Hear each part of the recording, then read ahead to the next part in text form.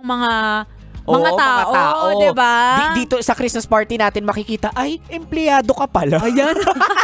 At dito rin natin madidiscover na may mga hidden talent sa mga kaopisina mo. Oo, yung mga accounting na tahimik pero grabing kumalda. Ayan, may mga yugyug pa nga yan Oo, legit yan.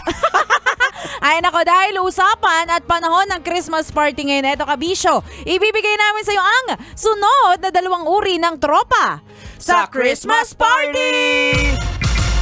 Tara, kape! Tara, kape!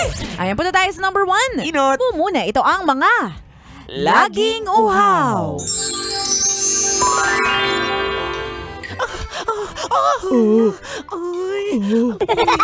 Jessa, ano ba? Ba't di ka mapakali dyan? Ano ba yan? Ang tagal ba ng program na? Ang tagal naman!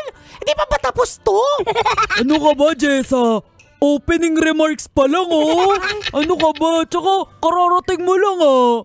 Ang tagal eh. Bakit? Tagal. Gutom ka na ba? Hindi busog ako. Bakit di ka mapakali? Nauuhaw ako. Tubig. Ayoko niyan. Para ka naman bago, Mar. Tara, doon tayo sa may cocktail station. Doon only yung alak. Yun yung gusto kong inumin kasi uhaw ako. Di ba, basic? Jessa, mamaya na. Kumalma ka. Uhaw na uhaw ka sa alak. Alam mo naman, di ba? Ano? You know what they say? Basta may alak. Ay, may balak.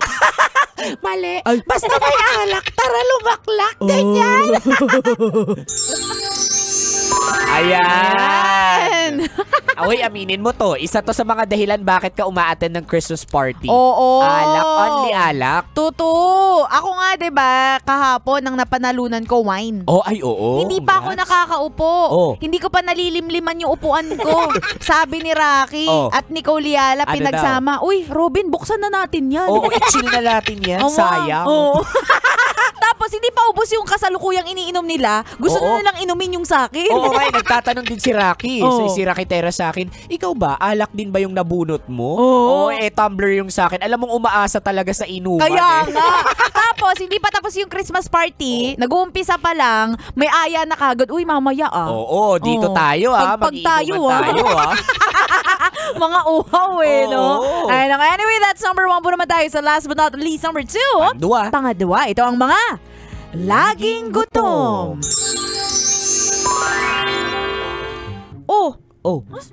Asan si Jessa? Hindi. Magsi-CR lang daw. Andun, magre-retouch. Uy, naku. Alam mo naman yun, diba? Gandang-ganda sa sarili. Tsaka, kailangan niya talagang mag-retouch. Nagtutukla pa na yung balat niya sa mukha. Nakasobra na naman sa rejob-rejob na yan. Grabe naman. Ay, okay. Sige, pero kanina pa ba ito nagsisimula tong Christmas party natin? Oo nga, kanina pa ba to? Di naman. Ito, doxology na. Excuse me, guys. Hoy, Robin Shena girl, alis ka dyan. Pwesto ko yan. Alis. Ay, okay. Jessa, saan ka ba galing? Tsaka bakit may pagkain ka na agad? May lechon ka pa. Di ba bawal pa kumain? Sorry, nagutom ako eh. Jessa, nakakaya ka naman. Hala, bakit ka mahihiya? Ay, di ba sabi nga nila, ang taong mahihiyain. Ano? Madalas gutom tulad nyo. Ay, naku, Jessa. Ayan.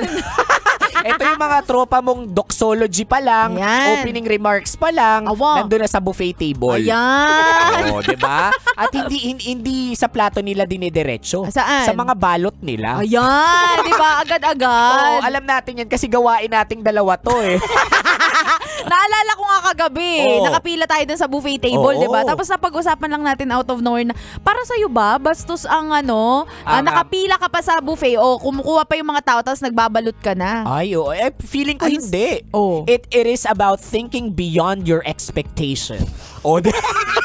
Diba? Sige, defend. Diba? Thinking beyond your expectation kasi nandun ka pa lang sa buffet table, at least iniisip mo na yung future mo. Diba? Itong pizza na to, breakfast ko to. Ito dinner ko to mamaya. Sa bagay. Diba? Kumbaga ba, advance mag-isip. Legit diba? Yan. Nagiging masama lang ang pagti-take out or ang pagsasharon kapag ang iti-take home mo, yung waiter. Uy! At saka din, para sa akin na, nakakabastos na hindi pa nakakakuha yung iba, nagbabalot ka na. Tama naman yun. Diba? Paubusin mo muna o kaya kapag wala na nakapila, dun ka kumuha. Legit yan. Tsaka wag ganito kasi bastos yun yung tipong may doxology pa. Kumakain na. O diba nakikipag-inuman ka na or kumukuha ka na sa buffet table. Hintayin mo muna yung kanta ni City. Nabosan no.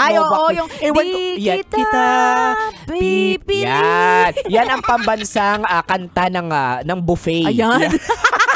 Mapapasko, mapakasal, yun pa rin talaga. Automatic yan pag tumugtog. Okay na, pwede na kumain. Ayan. Tsaka parang nag-activate siya ng hunger hormones mo. Pag tumugtog na yung bossa nova princess, o queen ba siya? Basta boss girl siya. Basta parang nagugutom ka na Legit yan. Ay nako. Kabisyo, kung ikaw hindi pa nanalo sa Christmas party o di pa nakakasali sa Christmas party, ayan. Idaan mo na lang sa pagsasharon. Ayan, sharon na lang. Bawi ka doon. Oo, message mo kami sa aming mga social media accounts. Ako sa aking Facebook, Instagram, Twitter, TikTok at DJ Robin Shena. Same socials mga broski at Konyo Bicolano. Siya Kabisyo, makakasama niyo pa kami hanggang mamayang 3:00 ng hapon para bigyan pa kayo ng mga science tips at skits sa buhay-buhay. Muli, this is your pinakamagandang probinsyana, DJ Robin Shena. Your Ragong broski like super legit and all Konyo Bicolano. Dito lang yan sa Tara Kape. Tara Kape. So 90.7 Love Radio. Feel good. Ay gagi pare. Awa.